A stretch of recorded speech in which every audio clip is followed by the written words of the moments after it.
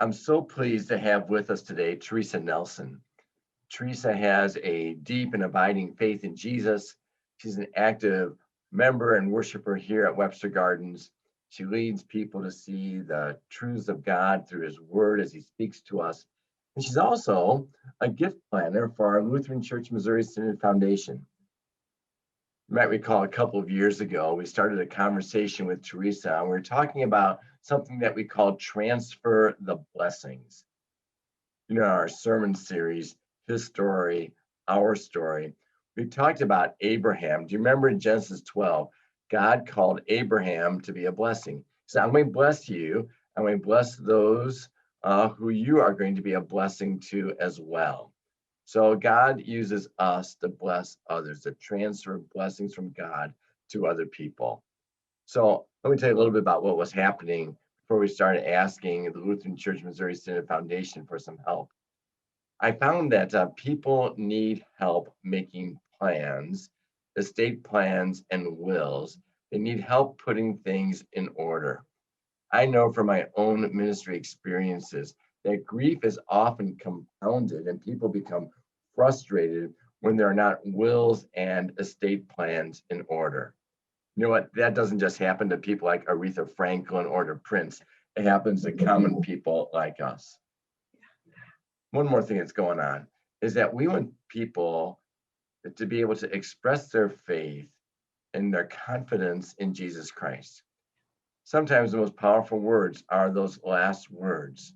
And so when you write an estate plan, when you have a will, you can be very clear about your own faith in Jesus Christ, how God is using what he has given to you to be a blessing to others. So Theresa, welcome. Welcome. Thanks so much for being a part of us here at Webster Gardens. My privilege and Give pleasure. us a big picture of Transfer the Blessings. Sure. So Transfer the Blessings is an opportunity to really uncover the plan God has placed on your heart and to transfer the blessings that God has given you onto the family you love and the ministries you care about. That's really it in a nutshell. Sometimes what happens for us is that we just don't know how to do things. I know that you, Theresa, you sat down with one of our families recently, and you're just a blessing to them. As a result, they've developed plans. Andy and Georgianne Arnold, a lot of people in our congregation know Andy and Georgianne. Andy was the past president of this congregation. Georgianne served on our staff here as the leader of our I Serve ministries. So he sat down with them. They had just an incredible, positive experience going through Transfer the Blessings. Let's listen to what they thought about it. We learned about a charitable remainder trust, and it allowed us to accomplish our goals of both supporting charities after our passing, as well as providing for our family into the future. We had written our will over 10 years ago, so it was really outdated, and our children were very young when we had originally written it, and now they're all grown and flown and out of the house. So we just felt like it was time. Theresa was a big help in that she was able to provide us with the most tax-efficient way to make these contributions, as well as keep our process on track in terms of timing. It was difficult through the age of COVID, but she helped us stay on track and get it completed. Having a plan for our financial assets for after we're gone has given Andy and I just a true sense of peace. And we just felt like it was a really great exercise to be able to teach our children how to be responsible with the things that God has blessed us with. So what we heard was how important it was for the Arnolds to see themselves as blessings to other people. How even in their estate plan, they wanted to support the ministry of Webster Gardens. Theresa, would you walk through a little bit more in terms of detail? What happens in the Transfer the Blessings process? How does that work? Oh, sure. Yeah. So the Transfer the Blessings process is really 4 basic steps. First one being discovery. We're getting to know each other, learning about the blessings God has given you, the plans that he's already placed on your heart, the goals that he has there. So it's just a big get to know you and learn all about each other and where God has you headed. Second meeting is some ideas of here's what would happen if you passed away today, if God called you home, and then some ideas of how to help you meet those goals. Third step is getting everything ready to go to the attorney, because that can be a bit overwhelming. So we're going to make it really simple for you, have a little checklist of here, this is what we need you to do with the attorney.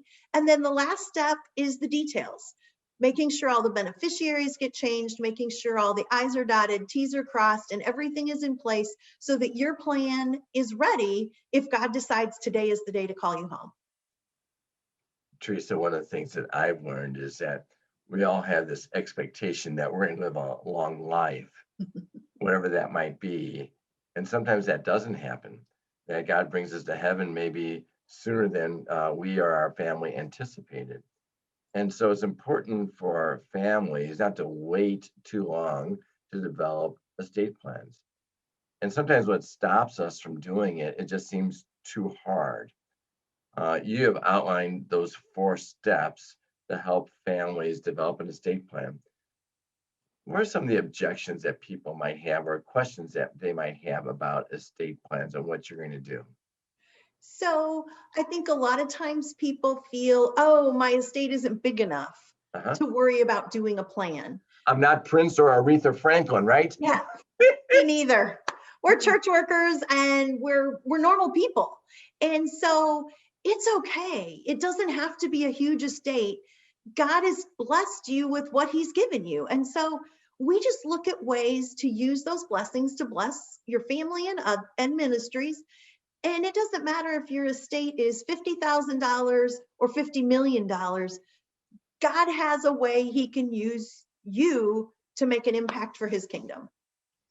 So that's one of the objections. Yeah, God blesses us to be a blessing. Sometimes I've wondered about, okay, so Webster Gardens is partnering with Lutheran Church Missouri Synod Foundation. But what you do though is beyond the scope of Webster Gardens. Oh yeah. People can use this process to help other ministries. How does that work? So yeah, when I sit down with families, it's really about what's on their heart. I am not a salesperson for Webster Gardens. I am not a salesperson for the LCMS Foundation. My job is to be the explorer. What are your plans? What are your goals? What are your passions? What lights your fire? What gives you joy? Because that's what God's going to call you to support even after he calls you home to heaven. And it's okay. It doesn't have to be a Lutheran organization. It doesn't have to be Webster Gardens. It's awesome when it is, but there's many other organizations out there that do great work, and we'll help you support them as well. You just used the word we, and so you have a team that's helping you. Who's on that team from the Lutheran Church Missouri Synod Foundation? Yeah, we have an amazing team. We are blessed to have our own attorneys on staff. So we've got a great go-to knowledge base where we can ask questions. We've got tax experts. We have trust officers, marketing people, accounting people, so they can all help us put together the plan. Now, they're not going to be your attorney because that could be perceived as arm twisting, inappropriate influence. We want you to have your own attorney, but we will work with that attorney, work with you so that we're all headed in the same direction, accomplishing what God has set out for you. Theresa, what I've learned from families, and I know this personally for myself, is that people's experiences with Transfer the Blessings has been overwhelmingly positive. Yeah. And sometimes that first step is just the hardest step to take. What are some other thoughts that you might want to share with us about Transfer the Blessings? So it's completely confidential. No one is going to know I'm working with you. No one is going to know the value of your estate and what your goals are unless you tell them or you tell me to tell them. So it's a private, confidential business yet family arrangement to work with you. So that's really important. It's, you know what, if you get in the process and you go, oh, whoa, this is too much, this isn't enough, we'll figure it out. I'm there to work with you and make it right for you. So it doesn't have to be a big overwhelming thing. We can take it in smaller bites and smaller pieces if that's how your time frame works. It's truly a service. It's a service. And it is the best job I've ever had because it's not a job. I get to sit down and help families share their faith, whether it be in a family blessing letter they write, in a gift that they make, in a donor advised fund that they set up for their kids to use to bless ministry, because those are different ministries than mom and dad have. All of that is just a beautiful picture of what I get to do every day and how I get to work with families across Webster Gardens as well as the LCMS. Yeah, thanks, Theresa. So here's the next step for you. I want to encourage all of you that you can join us. We're having a seminar that's coming up on the Sunday after Easter, Sunday, April the 11th. We're going to offer 2 different times for that seminar. One will be from 9:30 to 10:30 a.m. in the music room. That's Sunday, April 11th. The second one will be from 11 a.m. until noon, also in the music room. Again, Sunday, April the 11th. There's another thing that you can do. If you'd like to just find out a little bit more, text the message WG, the number 1, WG1 to the number 31996. So text to the number 31996, the message WG1. And of course, you can always email me, joel@webstergardens.org. Theresa, thanks so much.